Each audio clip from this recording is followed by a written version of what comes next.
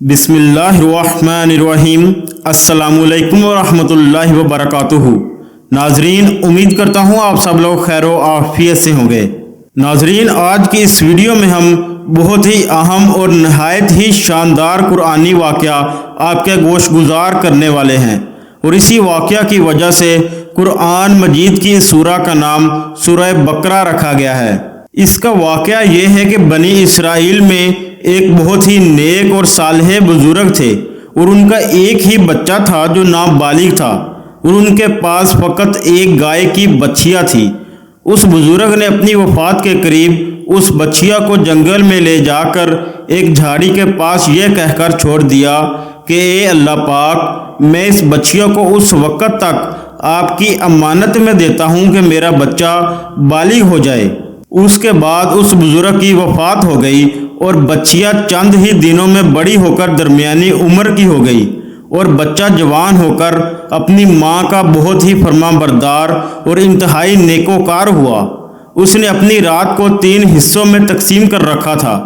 ایک حصہ میں سوتا تھا، ایک حصہ میں عبادت کرتا تھا، اور ایک حصہ میں اپنی ماں کی خدمت کیا کرتا تھا۔ وہ روزانہ صبح کو جنگل سے لکڑیاں کاٹ کر لاتا اور ان کو فروخت کر کے 1/3 رقم صدقہ کر دیتا، اور 1/3 رقم اپنی ذات پر خرچ کرتا، اور 1/3 رقم اپنی والدہ کو دے دیتا۔ ایک دن لڑکے کی ماں نے کہا کہ میرے پیارے بیٹے، تمہارے باپ نے میراث میں ایک بچیا چھوڑی تھی، جس کو انہوں نے فلاں جھاڑی کے پاس جنگل میں اللہ تبارک و تعالیٰ کی امانت میں سونپ دیا تھا۔ اب تم اس جھاڑی کے پاس جا کر یوں دعا مانگو کہ اے حضرت ابراہیم، حضرت اسماعیل، حضرت اسحاق کے خدا، تو میرے باپ کی سونپی ہوئی امانت مجھے واپس دے دے۔ اور اس بچیا کی نشانی یہ ہے کہ وہ پیلے رنگ کی ہے، اس کی کھال اس طرح چمک رہی ہوگی کہ گویا سورج کی کرنیں اس میں سے نکل رہی ہیں۔ یہ سن کر لڑکا جنگل میں اس جھاڑی کے پاس گیا اور دعا مانگی، تو فوراً ہی وہ گائے دوڑتی ہوئی آ کر اس کے پاس کھڑی ہو گئی، اور وہ لڑکا اس کو پکڑ کر گھر لایا۔ تو اس کی ماں نے کہا، بیٹا تم اس گائے کو لے جا کر بازار میں 3 دینار میں فروخت کر ڈالو، لیکن کسی گاہک کو بغیر میرے مشورے کے مت دینا۔ ان دنوں بازار میں گائے کی قیمت بھی 3 دینار ہی تھی۔ بازار میں ایک گاہک آیا جو در حقیقت میں فرشتہ تھا۔ اس نے کہا کہ میں گائے کی قیمت 3 دینار سے زیادہ دوں گا، مگر تم ماں سے مشورہ کیے بغیر گائے میرے ہاتھ فروخت کر ڈالو۔ لڑکے نے کہا، تم خواہ کتنی ہی زیادہ قیمت دو، مگر میں اپنی ماں سے مشورہ کیے بغیر ہرگز اس گائے کو نہیں بیچوں گا۔ لڑکے نے ماں سے سارا ماجرا بیان کیا، تو ماں نے کہا کہ یہ گاہک شاید کوئی فرشتہ ہو، تو اے بیٹا تم اس سے مشورہ کرو کہ ہم اس گائے کو ابھی فروخت کریں یا نہ کریں۔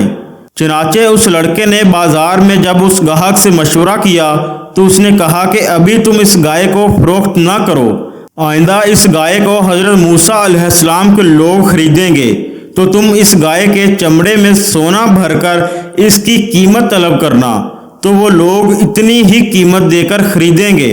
چنانچہ چند ہی دنوں کے بعد بنی اسرائیل کے ایک بہت مالدار آدمی کو، جس کا نام عامیل تھا، اس کے چچا کے دونوں لڑکوں نے اس کو قتل کر ڈالا اور اس کی لاش کو ایک ویرانے میں ڈال دیا۔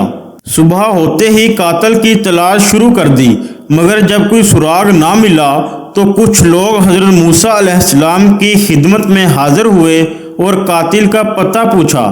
تو آپ نے فرمایا کہ تم لوگ ایک گائے ذبح کرو اور اس کی زبان یا دم کی ہڈی سے لاش کو مارو، تو وہ زندہ ہو کر خود ہی اپنے قاتل کا نام بتا دے گا۔ یہ سن کر بنی اسرائیل نے گائے کے رنگ، اس کی عمر وغیرہ کے بارے میں بحث و کرید شروع کر دی، اور بالآخر جب وہ اچھی طرح سمجھ گئے کہ فلاں قسم کی گائے چاہیے تو ایسی گائے کی تلاش شروع کر دی۔ یہاں تک کہ جب یہ لوگ اس لڑکے کی گائے کے پاس پہنچے تو ہو بہو یہ ایسی ہی گائے تھی جس کی ان کو ضرورت تھی۔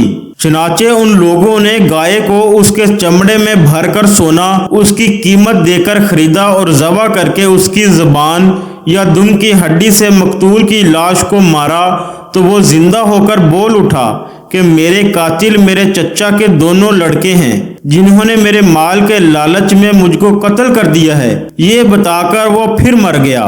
چنانچہ ان دونوں قاتلوں کو بھی قصاص میں قتل کر دیا گیا، اور اس صالح مرد کا لڑکا جو اپنی ماں کا فرما بردار تھا کثیر دولت سے مالا مال ہو گیا۔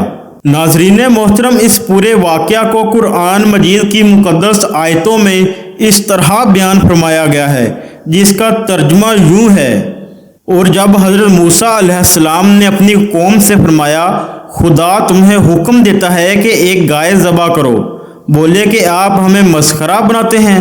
فرمایا خدا کی پناہ کہ میں جاہلوں سے ہوں۔ بولے اپنے رب سے دعا کیجئے کہ وہ ہمیں بتا دے گائے کیسی۔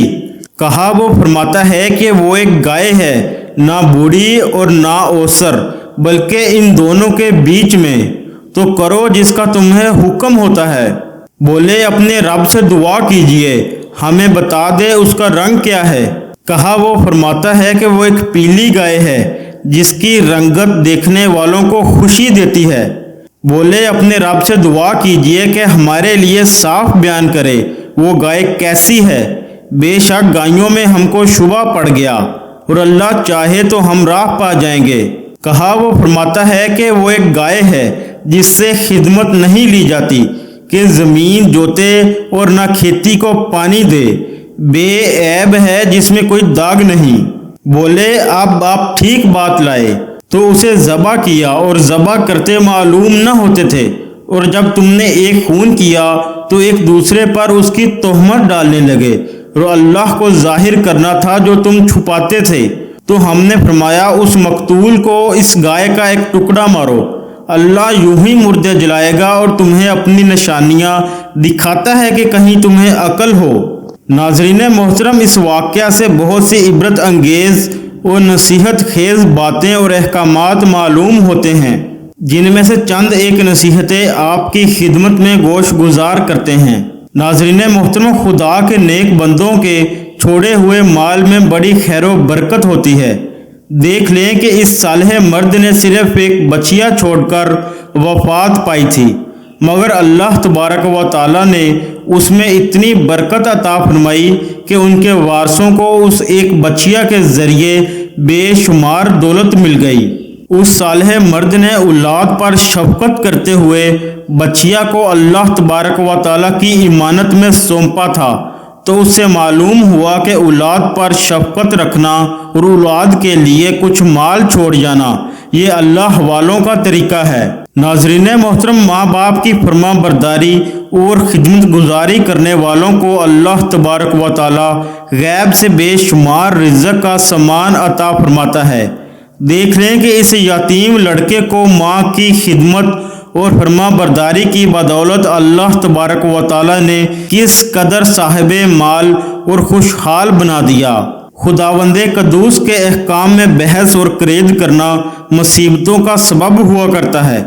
دیکھ لیں کہ بنی اسرائیل کو ایک گائے ذبح کرنے کا حکم ہوا تھا، وہ کوئی سی بھی ایک گائے ذبح کر دیتے تو فرض ادا ہو جاتا، مگر ان لوگوں نے جب بحث اور قید شروع کر دی کہ کیسی گائے ہو، کیسا رنگ ہو، کتنی عمر ہو، تو مصیبت میں پڑ گئے کہ انہیں ایک ایسی گائے ذبح کرنی پڑی جو بالکل نایاب تھی۔